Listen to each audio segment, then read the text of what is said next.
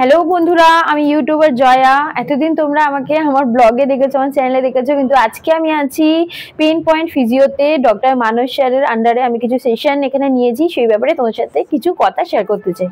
বলে নি যে আমি কি প্রবলেমে ভুগছিলাম। আমি ভুগছিলাম হচ্ছে আমার মাইগ্রেন, এখানে শিরায় টান উঠে যাচ্ছে, এখানে ব্যথা ওখানে ব্যথা, মনে হচ্ছিল যে এবার একদম চলেই যাব, এবার বিছনায় শয্যা হয়ে যাব।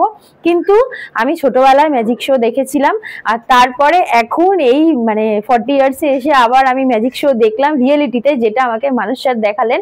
মানে একদম within one day one session আমি এসছি এখানে একদম কুপোকাত হয়ে করে, আর গেছি একদম চেয়ার আপ হয়ে। আজকেও দেখতে পাচ্ছ, আজকেও আমি সেইভাবেই এসেছিলাম, হাঁটতে পারছিলাম না, লিটারালি আমি মানে লেংড়ে লেংড়ে হাঁটছিলাম, ঘরে কোনো কাজ করতে পারছিলাম না। আমি আসলাম মানস স্যারের কাছে, আর দেখো এখন আমি কত সুন্দর তোমাদের সামনে আমি বকবক করছি। তোমরা অবশ্যই এখানে আসো, আমি রিকমেন্ড করছি যে এই জায়গাটা হচ্ছে, যদি ম্যাজিক দেখতে চাও, ম্যাজিক শো দেখতে চাও, এখানে আসো।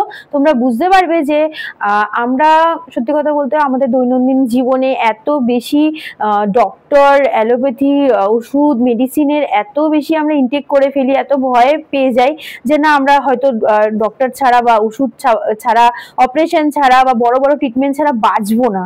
কিন্তু এটা পুরোপুরি একদম আমার মনে হয় না সত্যি।